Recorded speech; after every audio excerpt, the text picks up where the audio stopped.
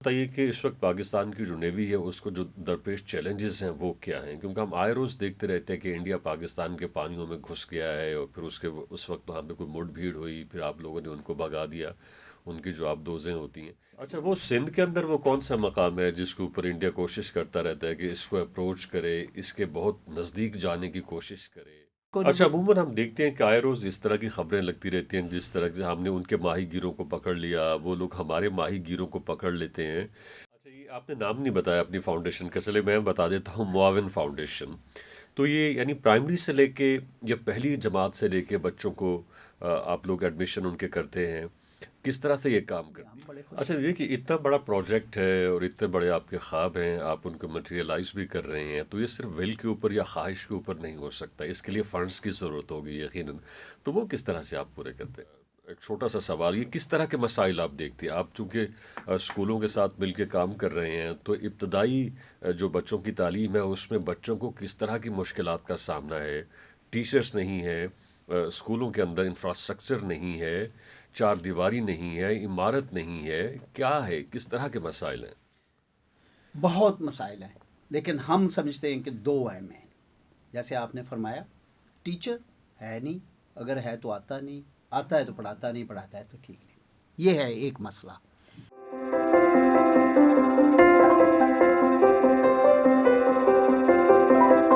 بسم اللہ الرحمن الرحیم، السلام علیکم۔ republicpolicy.com کی پلیٹ فارم سے آج ہم ایک بڑی اہم شخصیت سے ملاقات کروانے جا رہے ہیں، جنہوں نے اپنی کیپیسٹی کے اندر بہت اچھے طریقے سے سرو کیا۔ جب وہ اپنی پوسٹ سے ریٹائر ہوئے تو اس کے بعد ان کی مصروفیات اور بھی بڑھ گئیں۔ آج نہ صرف ان کی جو پیشہ ورانہ زندگی تھی اس حوالے سے بات کریں گے، بلکہ ان کی اس وقت جو مصروفیت ہے سوشل ڈیولپمنٹ میں، اور خاص طور پہ تعلیم اور بچوں کی صحت کے حوالے سے، اس حوالے سے بھی بات ہوگی۔ میرے ساتھ آج اس پوڈ کاسٹ میں موجود ہیں آصف سندھیلا صاحب، جو کسی تعارف کے محتاج نہیں ہیں، ایڈمرل ریٹائرڈ ہیں اور چیف آف نیول اسٹاف بھی رہ چکے ہیں۔ بہت سارے اعزازات ان کے حصے میں آئے، جن میں ستارہ امتیاز ہے، تمغہ امتیاز ہے، تمغہ استقبال پاکستان ہے، اور اس کے علاوہ بہت سارے غیر ملکی ایوارڈز بھی ان کے سینے کے اوپر موجود ہیں، اور بہت سارے میں ان کا یہاں پہ تذکرہ نہیں کر سکتا۔ آصف سندھیلا صاحب، آپ کا بے حد شکریہ، آپ نے ہمیں جوائن کیا ہے۔ کیا کہیں گے اپنی ابتدائی زندگی کے حوالے سے؟ آپ کو لگتا تھا کہ آپ اس سٹیج کے اوپر پہنچیں گے اور اتنی بڑی کامیابی حاصل کریں گے؟ ایک تو بہت شکریہ یہاں مدعو کرنے کا۔ میرا تعلق ایک گاؤں سے ہے۔ میں ٹاٹ والے اسکول سے اٹھا، اور بجلی نہیں تھی اس زمانے میں ہمارے گاؤں میں، کوئی فرنیچر بھی نہیں ہوتا تھا۔ ادھر سے ہائی اسکول جو ہے 4 میل دور تھا، کبھی پیدل، کبھی ٹرین، کبھی بائیسیکل۔ 8ویں جماعت میں کیڈیٹ کالج میں چلا گیا، ٹاٹ والے اسکول سے کیڈیٹ کالج، ادھر سے نیوی، اور اللہ کا کرنا ایسا ہوا کہ آج میں آپ کے سامنے بیٹھا ہوں۔ تو نیوی کا تجربہ کیسا رہا؟ آپ نے اس کو سرو کیا، آپ نے اس کو ہیڈ کے طور پہ بھی سرو کیا، اور اپنی زندگی کے ایک بہت بڑا حصہ اس کے اندر گزارا۔ میرا خیال یہ ہے کہ بہت ہی یہ تجربہ، اگر مجھے موقع دوبارہ ملے تو میں پھر یہی کرنا چاہوں گا۔ یہ تو ایک بڑا اعزاز ہے کہ آپ ملک کی کسی بھی مسلح افواج میں سے سرو کریں۔ تو مجھے موقع ملا پانی میں جانے کا اور نیوی میں رہنے کا، اور پھر نیوی کو ہیڈ کرنے کا، تو بہت ہی ایک یونیک ایکسپیرینس رہا زندگی میں۔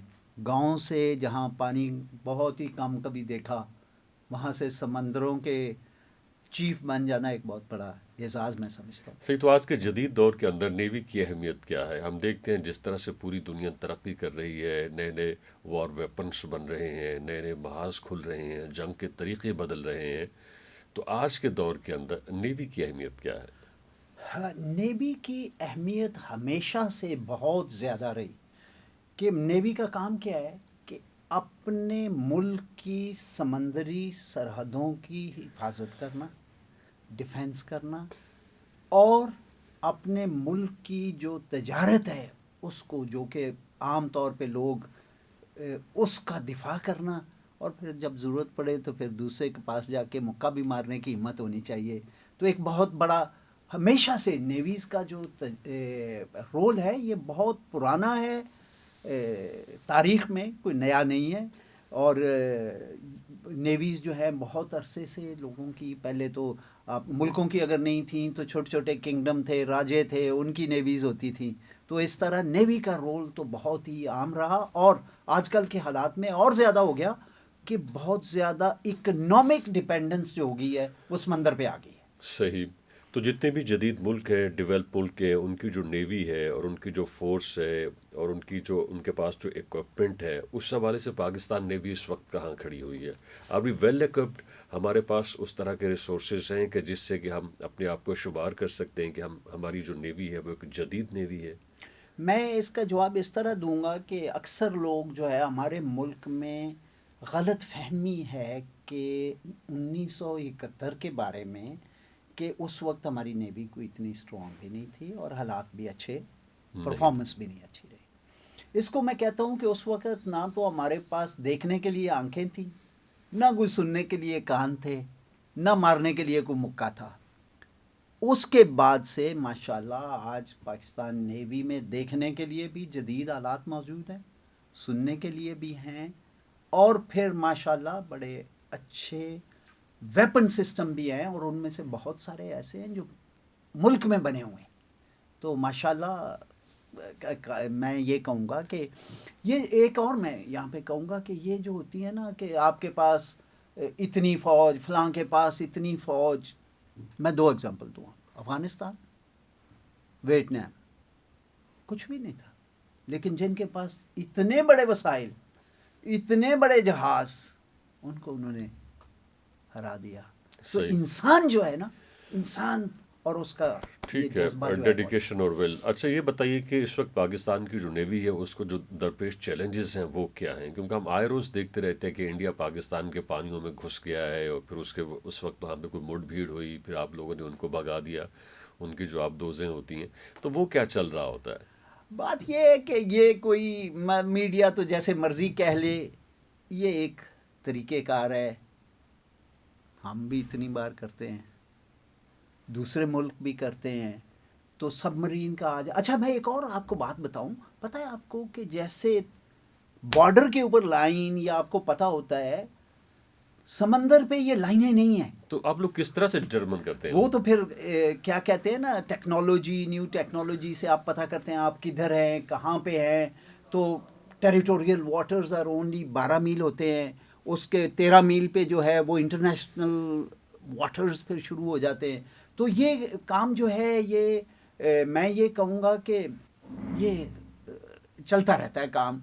وہ بھی کوشش کرتے ہیں، ہم بھی کرتے ہیں، کبھی کامیاب ہوتے ہیں. اچھا وہ سندھ کے اندر وہ کون سا مقام ہے جس کے اوپر انڈیا کوشش کرتا رہتا ہے کہ اس کو اپروچ کرے، اس کے بہت نزدیک جانے کی کوشش کرے؟ وہاں پہ ایسی کیا خاص بات ہے؟ یہ ہے سرکری کا ایریا، اور جی. یہ ایک آپ کہہ رہے ہیں کریک ہے کہ سمندر جو ہے اندر آتا ہے ٹھیک ہے. زمین کے، اور سمندر کا پانی جو ہوتا ہے نا وہ ہر 6 گھنٹے بعد ہمارے علاقوں میں اوپر چڑھتا ہے، نیچے ہوتا ہے. جب اوپر چڑھتا ہے تو اندر آ جاتا ہے، جب نیچے ہوتا ہے تو واپس چلا جاتا ہے. تو یہ سر کریک کا علاقہ جو ہے یہ بٹوین پاکستان، سندھ کے اینڈ جو انڈیا کا تھر پارکر وغیرہ سے. کاٹھیا واڑ کا علاقہ جو ہے اوکے. اس کے درمیان میں، یہ دونوں ملکوں کے درمیان میں ہے. اور یہ اس کی حدیں مقرر ہوئی تھی جب پاکستان انڈیا نہیں بنے تھے اپنا پارٹیشن سے پہلے. سندھ جو تھا اس وقت بمبے ریزیڈنسی کا پارٹ تھا. اوکے. تو سندھ اور بامبے ریزیڈنسی، ان کے درمیان میں ایک جو یہ علاقہ ہے کاٹھیا واڑ کا، یہ ایک بنا کہ یہ اس کا یہ سرحد ہے. تو وہ تب سے چل رہا ہے، انٹرنیشنل رولز بھی. تو لیکن مطلب ہے کوئی. اچھا عموماً ہم دیکھتے ہیں کہ آئے روز اس طرح کی خبریں لگتی رہتی ہیں، جس طرح سے ہم نے ان کے ماہی گیروں کو پکڑ لیا، وہ لوگ ہمارے ماہی گیروں کو پکڑ لیتے ہیں. تو وہ کیا پروسیس ہوتا ہے؟ یہ جس طرح سے ابھی آپ نے ذکر کیا کہ ان کی کشتیاں ہمارے پانیوں میں یا ہماری حدود میں داخل ہو جاتی ہیں، یہ انٹینشنلی ہوتا ہے، ماہی گیروں کو اس کا علم نہیں ہوتا، یا پھر کوئی اور وجہ ہوتی ہے؟ بات یہ ہے کہ یہ ہے غریب لوگ، یہ ذریعہ معاش کے لیے نکلتے ہیں. جہاں ان کو مچھلی اچھی اور زیادہ ملتی ہے اس طرف چلتے چلے جاتے ہیں. اب اس میں ہوتا یہ ہے کہ کئی بار تو ان کے پاس اتنا اکوپمنٹ بھی اچھا نہیں ہوتا. ہمارے بھی اسی طرح چلے جاتے ہیں, ان کے بھی آ جاتے ہیں. لیکن اس کے باوجود خاص طور پہ ہم نے یہ نوٹ کیا کہ ان کی طرف سے دانستہ طور پہ بھی بہت سارے لوگ آتے ہیں, بلکہ ان کی ایجنسیز بھی بھیجتی ہیں, اور وہ دیکھنے کے لیے کہ بھائی ادھر کوئی ہے نہیں ہے.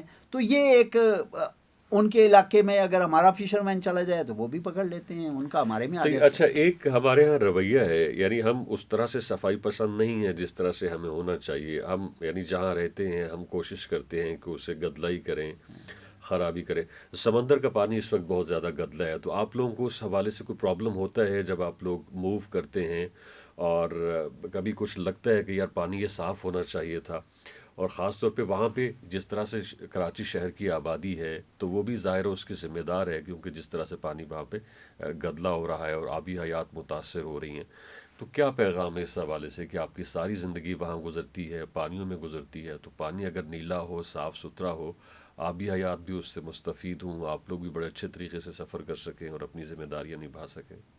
میرا خیال ہے یہ آپ نے ایک بہت ہی اچھا پوائنٹ اٹھایا ہے, اور اس کی بدقسمتی یہ ہے کہ جو ان کام کو کرنے والے, یہ نیوی کا کام نہیں ہے کہ اس پہ سمندر میں پانی ہو, لیکن نیوی کو اور ملک کو نقصان میں بتاؤں آپ کو کہ ہمارے جہاز کھڑے ہوئے ہیں, ہماری سب مرینیں کھڑی ہوئی ہیں وہاں باہر سے, مطلب ہر وقت جب جہاز یا شپس اور سب مرینز اور یہ پانی میں ہوتے ہیں تو بہت سارے سسٹم چل رہے ہوتے ہیں, اور وہ زیادہ تر پانی کو انٹیک بھی کرتے ہیں, پانی باہر بھی نکالتے ہیں. تو یہ جو گدلا پانی کہہ لیں آپ, یا اس میں جو پلاسٹکس اور یہ چیزیں وہ کئی بار آ جاتی ہیں اور وہ ہمارے سسٹمز کو خراب بھی کرتی ہیں, اور کئی بار بہت نقصان بھی ہو جاتا ہے. اور ہم بہت کوشش کرتے ہیں کہ ہم اس کو کسی طریقے جدھر ہمارے شپس ہیں ان کے سائڈوں پہ جال لگائے جائیں, گند نہ آئے. لیکن یہ ایک بہت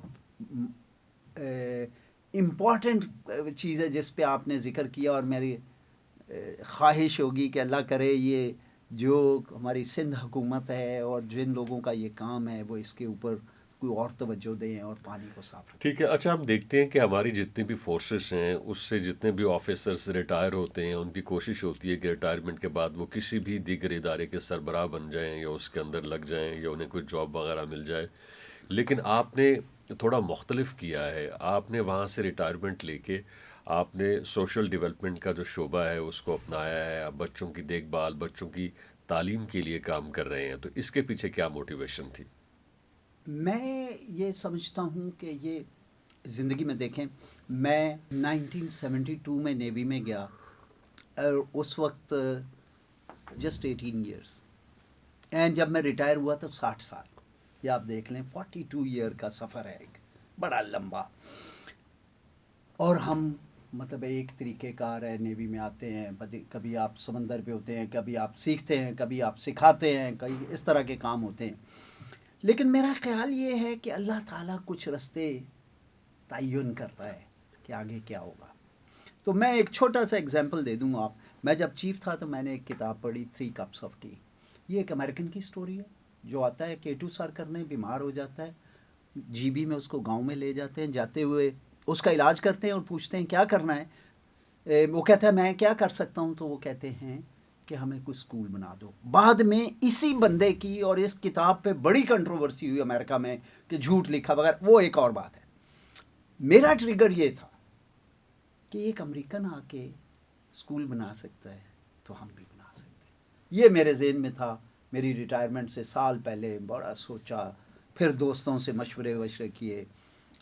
بس اللہ نے, میں کہتا ہوں کہ اللہ نے اس راستے پہ لگا دیا. اور اب میں بڑا مختصراً بتا دوں, پرائمری سیکنڈری ایجوکیشن کے معیار کو بہتر کیا جائے گورنمنٹ اسکول میں, رورل ایریا میں, اور بچوں کو کوئی ہنر سکھائیں تاکہ وہ اپنے پاؤں پہ کھڑے ہو سکیں. اور یہ سارا کام بلا کسی تفریق, کون سا صوبہ ہے, جینڈر کیا ہے, ریلیجن کیا ہے, تو یہ ہماری کوشش ہے چھوٹی. اچھا, یہ آپ نے نام نہیں بتایا اپنی فاؤنڈیشن کا, چلے میں بتا دیتا ہوں, معاون فاؤنڈیشن.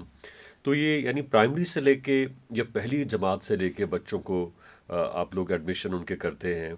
کس طرح سے یہ کام کرتی ہے؟ اور جس طرح سے ابھی آپ نے ذکر کیا کہ ہنر بھی سکھاتے ہیں، بچے تو بہت چھوٹے ہوتے ہیں، پھر کس طرح سے آپ کی جو فاؤنڈیشن ہے، معاون فاؤنڈیشن، یہ کام کر رہی ہے؟ اچھا، ایک تو یہ ہے کہ ایگزسٹنگ گورنمنٹ کے اسکول کو ہم لیتے ہیں، اس کو آپریشنلائز کرتے ہیں، اوکے کہ اس میں آپریشنلائز کرنا، ٹیچر ہونے چاہیے، ان کی ٹریننگ ہونی چاہیے، ان کی سپرویژن ہونی چاہیے، پھر ٹیکنالوجی ہونی چاہیے ساتھ. اب زمانہ گزر گیا نا بلیک بورڈ اور چاک والا، اب تو جی. آ گئی ہے. دوسرا ایک مسئلہ ہمارا بڑا ہے انگریزی پڑھنا اور انگریزی میں پڑھنے میں بہت فرق ہے.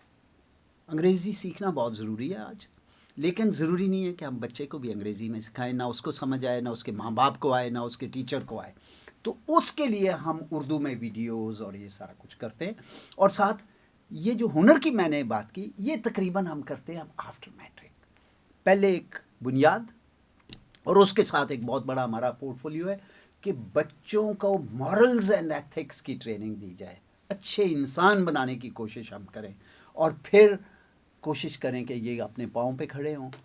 تو اللہ. تو کب شروع کیا آپ نے؟ کتنے اسکولوں کے ساتھ آپ کام کر چکے ہیں؟ کتنے طالب علم ہیں، بچے بچیاں ہیں جو آپ کے ادارے یعنی معاون فاؤنڈیشن سے مستفید ہو چکے ہیں؟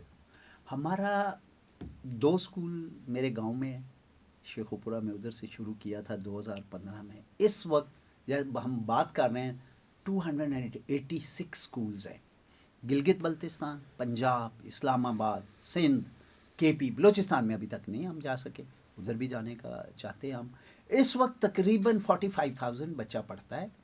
ماشاءاللہ بہت سارے بچے ادھر سے پڑھ کے کچھ سیکھ کے، تقریباً میں اگر ایگزیکٹ بتاؤں آپ کو 1888 بچیاں اور بچے، زیادہ تر بچیاں، وہ کچھ ہنر سیکھ کے اپنا کام کر رہے ہیں، دال روٹی بنا رہے ہیں.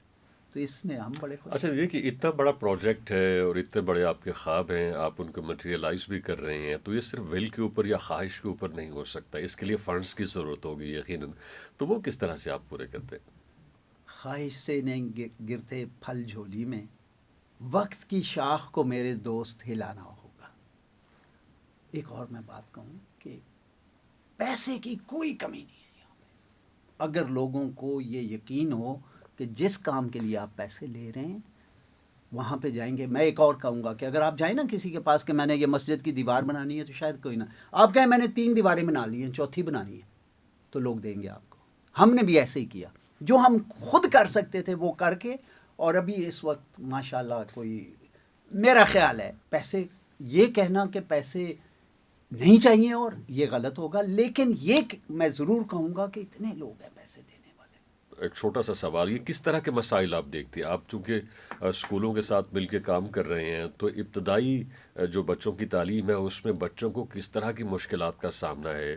ٹیچرز نہیں ہے، اسکولوں کے اندر انفراسٹرکچر نہیں ہے، 4 دیواری نہیں ہے، عمارت نہیں ہے، کیا ہے، کس طرح کے مسائل ہیں؟ بہت مسائل ہیں، لیکن ہم سمجھتے ہیں کہ 2 اہم ہیں. جیسے آپ نے فرمایا، ٹیچر ہے نہیں، اگر ہے تو آتا نہیں، آتا ہے تو پڑھاتا نہیں، پڑھاتا ہے تو ٹھیک نہیں. یہ ہے ایک مسئلہ. اس کا بڑا سمپل ہے کہ جہاں پہ آپ جائیں گے گورنمنٹ ٹیچر دے، اگر گورنمنٹ نہیں دیتی ہم ہائر کرتے ہیں، ان سب کی ٹریننگ کرتے ہیں اور پھر سپرویژن کرتے ہیں. ہم ایسے نہیں چلے جاتے، ہم گورنمنٹ کے ساتھ ایک ایگریمنٹ سائن کر کے جاتے ہیں. We just don't walk in to any school. کچھ گورنمنٹ نے کرنا ہوتا ہے، وہ پھر اگلی بار کہیں بات کریں گے آپ سے. دوسرا مسئلہ جیسے میں نے عرض کیا، انگریزی بڑا مسئلہ ہے. بچے کو جب تک ہم اس زبان میں پڑھانے کے قابل نہیں ہوتے آتے جو اس کو سمجھ آئے، حل نہیں، مشکل ہے. حل یہ کہنا کہ نہیں ہے، مشکل ہے. تو ہم ان 2 چیزوں کو ایڈریس کرتے ہیں. اس کے علاوہ یہ جو آپ نے باؤنڈری وال کی بات کی، فرنیچر کی یہ بھی لاتے ہیں پھر. لیکن ہمارا مین فوکس ان 2 چیزوں پہ ہے. اور تیسرا فوکس ہے انسان بنانے والی کوشش، کہ جو بچہ ہے اپنا کام پورا کرے، اپنے ساتھ والے کی عزت کرے، اور آگے اپنے. ٹھیک ہے. اچھا، یہ بہت زبردست بات کی آپ نے کہ ہمیں انگلش سیکھنی چاہیے. ظاہر ہے وہ ترقی کی زبان ہے، اور ہم دیکھتے ہیں کہ ہمارے آس پاس جو بھی انگریزی اچھی لکھتا ہے، اچھی بولتا ہے، اس کے آگے بڑھنے کے امکانات زیادہ موجود ہوتے ہیں. مگر ہم دیکھتے ہیں کہ ہمارے ہاں جو مدارس سسٹم ہے، اور ابھی آپ نے پچھلے دنوں دیکھا ہوگا اس ملک کے اندر جس طرح سے پولیٹیکل جو ہمارا ایرینا ہے اس کے اوپر ڈبیٹ چل رہی تھی کہ اس طرح سے لیجسلیشن ہونی چاہیے، نہیں ہونی چاہیے. مدارس کے اندر لاکھوں کی تعداد میں اس وقت جو طالب علم ہیں وہاں پہ موجود ہیں، اور ہم سب جانتے ہیں کہ وہ وہاں پہ جو تعلیم حاصل کر رہے ہیں وہ آج کے جدید تقاضوں سے ہم آہنگ نہیں ہے. انگریزی کو تو چھوڑ دیجیے آپ. تو ان کا بیچارے بچوں کا کیا مستقبل ہے؟ کیا جو ذمہ داران جو چاہتے ہیں کہ ہمارے مدرسے پھلے پھولیں، وہ کیا یہ خواہش نہیں کریں گے کہ وہاں پڑھنے والے بچے بھی انگریزی کی تعلیم حاصل کریں، یا جو ماڈرن ایجوکیشن ہے یا اس کے جو ٹرینڈز ہیں ان کو فالو کریں، تاکہ وہ بچے بھی جو ایک نیشنل ہمارا قومی دھارا ہے اس کے اندر آ سکیں، نہ کہ وہ پیچھے ہی رہیں جس طرح سے عموماً وہ پیچھے رہتے ہیں، اور مسجد کے اندر جا کے انہیں چھوٹی موٹی جاب مل جاتی ہے، وہ مؤذن بن جاتے ہیں یا پھر قاری بن جاتے ہیں. میں اس کا جواب آپ کو اس طرح دوں. کچھ عرصہ پہلے سعودی ایمبیسڈر، میری ڈائریکٹ بات نہیں ہوئی، یہ میرے ایک دوست تھی، انہوں نے بتایا مجھے. وہ ایک مدرسہ میں انوائٹیڈ تھے اسلام آباد میں. وہاں پہ بچے کچھ حافظ قرآن، کچھ 6ٹھی 7ویں 8ویں میں پڑھنے والے، اس طرح کا ان کا ذہن کہ آپ ایک لفظ بولیں تو وہ آگے سے پڑھنا شروع کر دیتے. آپ کہیں اس کو کہ فلاں سورہ کی فلاں آیت پیچھے کی طرف پڑھو، وہ پڑھنا شروع کر دے گا. آپ اس سے بیچ میں کوئی اس کو پوچھ لیں، وہ کہتا ہے میں نے ان سے کہا کہ یہ تو بڑے بچے بریلینٹ ہیں، مطلب اللہ نے جی دماغ دیا ہے نا ان کو میں اور آپ تو نہیں کر سکے. لیکن کہتا ہے کہ جب ان سے میں نے پوچھا 4 ملٹیپلائڈ بائی 8، 10 ملٹیپلائڈ بائی فلانا، تو جواب نہیں دے سکے. تو میں نے کہتا ہے کہ میں نے ان کو کہا کہ ان بچوں کے یہ بہت ذہین بچے ہیں، ان کو اللہ نے بہت دماغ دیا ہے، ان کے یہ جو آپ کر رہے ہیں وہ ضرور کریں، یہ نہیں ہے کہ وہ نہیں کرنا، وہ ضرور کریں، لیکن ان کو ماڈرن تعلیم کی طرف بھی لائیں. اور ہمارا جو مدرسے کا کلچر تھا، جہاں سے مدرسہ شروع ہوا، وہ صرف یہ عربی پڑھنا نہیں جی، تھا، دینی اس تعلیم نہیں تھی، دینی دنیاوی تعلیم کے تعلیم بھی ساتھ تھی. دنیاوی تعلیم بھی تھی. تو اس کو لانے کی ٹھیک، ریاست سے آپ کیا چاہتے ہیں اور والدین کے لیے کیا پیغام ہے؟ بالکل یہ میرا آخری سوال ہے، مجھے علم ہے کہ آپ کے پاس وقت بہت کم ہے. میرا والدین کے لیے گزارش ہوگی کہ اپنے بچوں کا خیال ضرور کریں اور ان کو تعلیم کی طرف لے کے آئیں. اب یہ دیکھیں بہت سارے بچے، اس کو میں سمجھتا ہوں معاشرے کی ناکامی ہے کہ وہ بچے اسکول میں جا رہے ہیں، ماں باپ کھانا ادھر سے مفت مل رہا ہے، ادھر کیا پڑھ رہے ہیں کیا نہیں پڑھ. بہت سارے اچھے مدرسے ہیں، آئی ایم شیور کہ جو بہت ہی اچھی تعلیم دے رہے ہیں، لیکن کچھ شاید نہ دے رہے ہوں. تو یہ والدین کا بڑا فرض ہے کہ کہاں بچے جا رہے ہیں، کیا پڑھ رہے ہیں، کیا سیکھ رہے ہیں. کیا وہ یہ کہہ رہے ہیں کہ یہ کافر ہے، یہ مسلمان ہے؟ یہ چیزیں تو پھر ہمیں سوچنے کی ضرورت ہے. صحیح. گورنمنٹ کے لیے میرا خیال ہے تعلیم کے اوپر جتنا بھی زور دے سکیں، وہ بنیادی تعلیم ہے، وہ کالج لیول ہے، وہ یونیورسٹی، اس کے اوپر میرا خیال ہے کوئی ملک ترقی نہیں کر سکتا تعلیم کے بغیر. جتنی مرضی آپ انفراسٹرکچر بنا لیں، اگر انسان نہیں بنا تو بڑا اچھا، مشکل. بالکل ایک چھوٹا سا سوال، نصاب کے حوالے سے آپ کی کیا رائے ہے؟ نصاب ہمارا جو ہے وہ جدید تقاضوں سے ہم آہنگ ہے، آج کے دور کے جو ریکوائرمنٹس ہیں ان کو پورا کرتا ہے، یا اس کے اندر مزید چینجز لے کے آنی چاہیے اور اسے ماڈرنائز کرنا چاہیے؟ جب ہم نے شروع کیا نا کام، ہمیں پتہ ہے کہ نصاب میں کمی ہے. پچھلے 5-6 سال میں ٹھیک. کافی اس پہ کوشش ہوئی ہے کہ بچوں کا، سارے بچوں کو ایک پڑھایا جائے. ہم نے گورنمنٹ کے ساتھ یہ رکھا ہے کہ ہم گورنمنٹ کا سلیبس پڑھائیں گے، لیکن اس کے ساتھ ہم ایڈ کریں گے ٹیکنالوجی، اس کے ساتھ ہم ایڈ کریں گے مورلز اینڈ ایتھکس، اس کے ساتھ ہم ایڈ کریں گے بچوں کی تربیت، ان کی گیمز، ان کی سپورٹس، ایکٹیویٹی بیسڈ لرننگ کریں گے. تو اس کے ساتھ رہتے ہوئے بھی آپ کر سکتے ہیں. یہ میں نہیں کہہ رہا کہ وہ بالکل ٹھیک ہے، لیکن اگر آپ اس کو ٹھیک کرنے کے چکر میں پڑ جائیں تو پھر شاید بہت ہی لمبی کہانی ہے، پھر آپ جو کر رہے ہیں وہ بھی نہیں کر سکیں گے. تو ہم نے یہ راستہ چوز کیا ہے، ہم کہتے ہیں کہ جو گورنمنٹ کا سلیبس ہے وہ پڑھائیں گے، لیکن اس کے ساتھ ماڈرن بھی پڑھائیں گے. ٹھیک ہے. آصف سندھیلا صاحب، آپ کا بے حد شکریہ، آپ نے ہمیں جوائن کیا اور قیمتی وقت دیا. انشاءاللہ آپ سے پھر بات ہوتی رہے گی. اور ناظرین، آپ کا بھی بے حد شکریہ، آپ نے اس پوڈ کاسٹ کو انجوائے کیا، اور انشاءاللہ آپ کے ساتھ پھر کسی نئی شخصیت کے ساتھ ایک ڈیفرنٹ موضوع کے اوپر ہم آپ سے پھر ملاقات کریں گے. اپنا بہت سا خیال رکھیے گا.